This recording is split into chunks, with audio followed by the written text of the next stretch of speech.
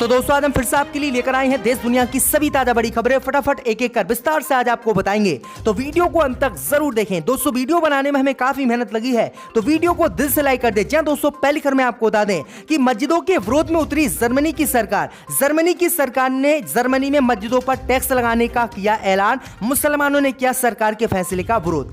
वहीं आपको बताएंगे दोस्तों की कर्नाटक में बोर्ड एग्जाम के दौरान भी मुस्लिम छात्राएं नहीं पहन सकेंगी हिजाब, सरकार ने नियम किया लागू। वहीं आपको बताएंगे दोस्तों की सपा नेता ने फिल्म द कश्मीर फाइल को बताया झूठ का पुलिंदा, कहा धर्म के नाम पर चुनाव जीत रही है भाजपा। वहीं आपको बताएंगे दोस्तों की चंडीगढ़ से बीजेपी को लगा बड़ा झटका। चंडीगढ़ पहुंचे अमित शाह का कांग्रेस पार्टी ने किया जमकर विरोध। कई कांग्रेस पार्टी के नेताओं को पुलिस ने किया गिरफ्तार। वहीं आपको बताएंगे दोस्तों की हिसाब के बाद अब कर्नाटक में भाजपा विधायकों ने मदरसों पर बैन लगाने की मांग, कहा इन मदरसों में पढ़ाया जाता है राष्ट्र विरोधी पाठ। वहीं आपको बताएंगे दोस्तों की टीपू सुल्तान टाइगर था, कर्नाटक के स्कूल कॉलेजों से हटाया गया ऐसे पाठ्यक्रम, अब इन पर जो है हटाकर अमोर करकोट वंश को पढ़ाया जाएगा। वहीं आपको बताएंगे दोस्तों कि अमेरिकी राष्ट्रपति जो बाइडेन ने रूस के राष्ट्रपति पुतिन को कहा कसाई, यूक्रेनी शरणार्थियों को बताया बहादुर। तो दोस्तों सभी खबरों को आपको एक एक कर बताने वाले हैं। वीडियो को लाइक कर चैनल को सब्सक्राइब कर दें और हमें कॉमेंट में बताएं कि आपके जिले किस राज्य से हमारी खबरों को देख रहे हैं। इसी बीच पर तो दोस्तों अगली खबर की ओर, तो मुसलमानों के विरोध में उतरी जर्मनी की सरकार ने मस्जिदों में टैक्स लगाने का किया ऐलान। जी दोस्तों आपको बता दें ये बड़ी खबर सामने निकल कर आई दोस्तों की जर्मनी की सरकार ने एक बार फिर से जर्मनी के मुसलमानों को निशाने पर लिया है। दरअसल आपको बता दें कि जर्मनी की सरकार ने मुसलमानों के विरोध में उतरकर मस्जिदों पर टैक्स लगाने का ऐलान कर दिया है। वहीं आपको बता दें कि जर्मनी सरकार के इस फैसले का मुसलमानों ने विरोध किया है। दरअसल आपको बता दें कि जर्मनी में इस समय चर्च से टैक्स लिया जाता है। चर्च से टैक्स लिए जाने की तरह ही मुसलमानों से मस्जिद पर भी टैक्स लेने का ऐलान सरकार ने क्या है। मैं आपको बता दें कि सरकार के इस फैसले का मुसलमानों ने विरोध किया है। मैं आपको बता दें कि सरकार ने बताया है कि जब मस्जिदों से टैक्स लिया जाएगा तो इस कदम से मस्जिद विदेशी मदद पर निर्भर नहीं रहेंगी।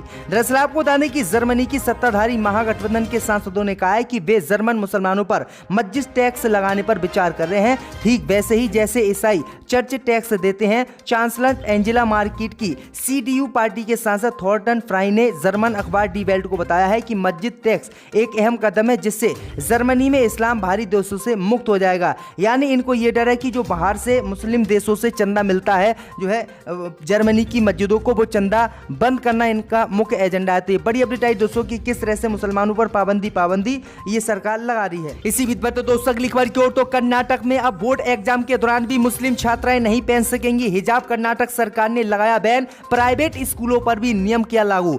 दोस्तों आपको बता दें कि कर्नाटक सरकार ने राज्य के प्राइवेट स्कूलों में परीक्षा के दौरान हिजाब पहनने पर पूर्ण रूप से रोक लगा दी है। हिजाब को लेकर छिड़े विवाद के बीच सरकार ने आज आदेश जारी कर कहा है कि आज से शुरू होने वाली 10वीं की बोर्ड परीक्षा देने के लिए आने वाले स्टूडेंट को निर्धारित यूनिफॉर्म पहनकर आना जरूरी है। इस सर्कुलर में कहा गया है कि सरकारी स्कूलों में छात्र छात्राओं को वही यूनिफॉर्म पहननी होगी जो राज्य सरकार ने तय की है। प्राइवेट स्कूलों के स्टूडेंट उन स्कूलों के प्रशासन की तरफ से निर्धारित ड्रेस कोड पहने। ये नियम सहायता प्राप्त और गैर सहायता प्राप्त दोनों तरह के स्कूलों पर लागू होंगे। भैया आपको बता दें कि प्राइवेट स्कूल मुस्लिम छात्राओं को कर्नाटक में हिजाब पहनने की अनुमति दिए हुए थे, लेकिन अब कर्नाटक की बीजेपी सरकार ने प्राइवेट स्कूलों पर भी हिजाब पहनने पर बैन लगा दिया और बोर्ड एग्जाम में भी अब हिजाब मुस्लिम छात्राएं कर्नाटक में नहीं पहन सकेंगी। तो ये बड़ी अपडेट आई दोस्तों, आपकी क्या राय इस खबर पर हमें कॉमेंट में जरूर बताएं। इसी बीच पर तो दोस्तों अगली खबर की ओर, तो चंडीगढ़ पहुंचे गृह मंत्री अमित शाह का कांग्रेस ने किया जमकर विरोध। कई लोगों को बीजेपी ने कराया गिरफ्तार। जहां दोस्तों आपको बता दें कि केंद्रीय गृह मंत्री अमित शाह आज चंडीगढ़ पहुंचे, जहां सेक्टर 17 में अर्बन पार्क में उन्होंने अत्याधुनिक integrated command and control centre समेत कई विकास परियोजना का उद्घाटन किया। इस दौरान पंजाब के राज्यपाल एवं चंडीगढ़ प्रशासक बनवारी लाल पुरोहित एवं चंडीगढ़ की मेयर सवरजीत कौर भी मौजूद रही। वहीं शाह के चंडीगढ़ पहुंचने पर युवा कांग्रेस के कार्यकर्ताओं ने जमकर हंगामा किया। बढ़ती महंगाई, बेरोजगारी व अन्य जन विरोधी नीतियों के खिलाफ युवा कांग्रेस ने प्रदर्शन किया और केंद्रीय मंत्री अमित शाह के चंडीगढ़ दौरे का विरोध किया।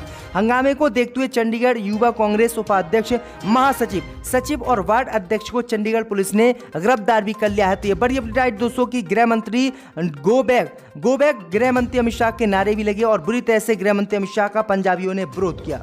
इसी बीच पर तो दोस्तों अगली खबर की ओर तो सपा नेता अबू आजमी ने कश्मीर फाइल फिल्म को बताया झूठ का पुलिंदा, कहा धर्म के नाम पर चुनाव जीत रही है बीजेपी।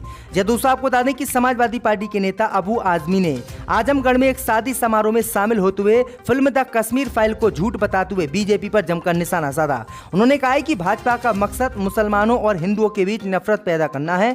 उन्होंने कश्मीर फाइल को झूठ का पुलिंदा बताते हुए कहा है कि अगर कश्मीर फाइल दिखाना है तो गुजरात फाइल भी दिखाएं।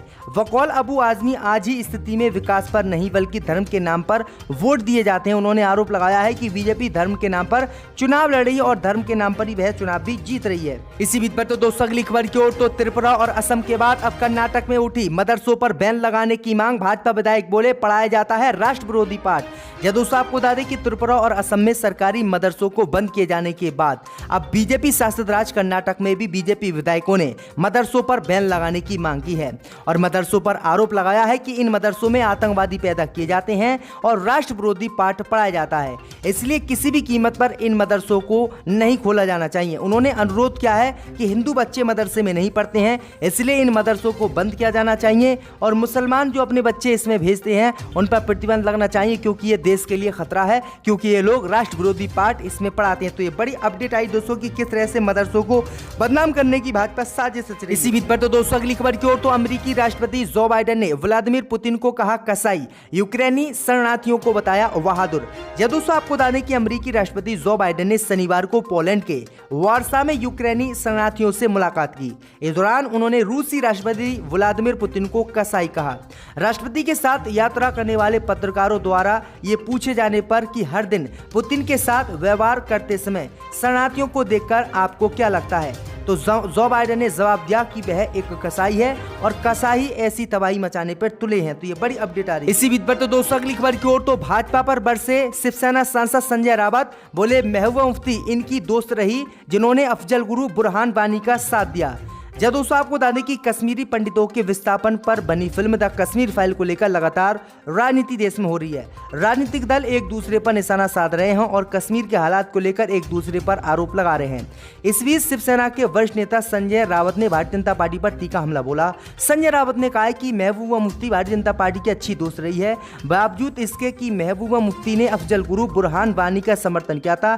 भारतीय जनता पार्टी ने जम्मू कश्मीर में उनके साथ मिलकर सरकार बनाई। हमारी पार्टी हमेशा उनका विरोध करती है। वहीं उन्होंने कहा है कि अगर हमारी पार्टी उनके साथ गठबंधन कर लेती और सरकार बना देती तो हमें ये पाकिस्तानी घोषित कर देते, लेकिन इन्होंने खुद कितना गलत काम किया और अब ये किस तरह से देश हित और देशभक्त राष्ट्रभक्त बनते हमें हमारे सामने दिखाई देते हैं। इसी बीच पर तो दोस्तों अगली खबर की ओर तो टीपू सुल्तान टाइगर था, कर्नाटक के स्कूलों में अब नहीं होगी ऐसी पढ़ाई, बीजेपी ने बदल दिया सिलेबस।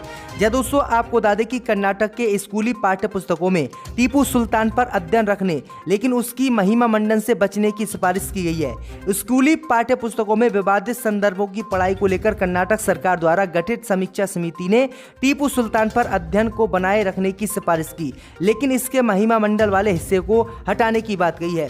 दरअसल आपको बता दें कि टीपू सुल्तान की कर्नाटक के इतिहास में बहुत ज्यादा तारीफ की गई थी और टीपू सुल्तान को वहां का शेर टाइगर बताया गया था, लेकिन आपको बता दें कि अब बीजेपी कर्नाटक में सत्ता में है और हिजाब विवाद को लेकर जिस तरह से बीजेपी चुनाव जीतना चाहती है उसी को लेकर अब कर्नाटक की बीजेपी सरकार ने टीपू सुल्तान को टाइगर यानी शेर बताने वाले पाठ्यक्रम को खत्म कर दिया है और इसकी जगह अहोम करकोटा राजवंश को बच्चों को पढ़ाया जाएगा। तो ये बड़ी अपडेट आई दोस्तों कि किस तरह से मुसलमानों का नामो निशान और इतिहास मिटाने पर भाजपा तुली हुई है। इसी बीच पर तो दोस्तों अगली खबर की ओर तो पंजाब में सरकार बनाने के बाद आम आदमी पार्टी ने राजस्थान विधानसभा चुनाव लड़ने का किया ऐलान। दोस्तों आपको बता दें कि पंजाब की जीत के बाद अब आम आदमी पार्टी राजस्थान में संगठन को मजबूत करने की तैयारी में है। 2023 में आप राजस्थान में विधानसभा चुनाव लड़ेगी। आम आदमी पार्टी ने बीजेपी और कांग्रेस दोनों पार्टियों को राजस्थान से जड़ से उखाड़ फेंकने का दावा भी किया है। इसके साथ ही आम आदमी पार्टी ने कहा है कि कांग्रेस प्रदेश में भाजपा से नहीं बल्कि खुद से ही लड़ रही है। गौरतलब है कि राजस्थान में अगले साल चुनाव होने हैं। आगामी चुनाव की तैयारियों को लेकर पार्टी के सांसद संजय सिंह ने पत्रकारों से बातचीत भी की है। तो ये बड़ी अपडेट आई दोस्तों कि पंजाब में सरकार बनाने के बाद आम आदमी पार्टी के हौसले बुलंद हैं। इसी बीच पर तो दोस्तों अगली खबर की ओर तो देवरिया गोरखपुर मार्ग पर देर रात महिला का हुआ एक्सीडेंट। डॉक्टर कफील खान ने अस्पताल पहुंचाकर खुद किया इलाज। जय दोस्तों, आपको बता दें कि यूपी के देवरिया जनपद के सदर कोतवाली थाना क्षेत्र के गोरखपुर देवरिया मार्ग पर देर रात उस समय अफरा तफरी का माहौल बन गया जब एक महिला को अज्ञात वाहन ने रौंद डाला, जहां वह घंटों से तड़पती रही लेकिन किसी भी जिम्मेदार की नजर उन पर नहीं पड़ी।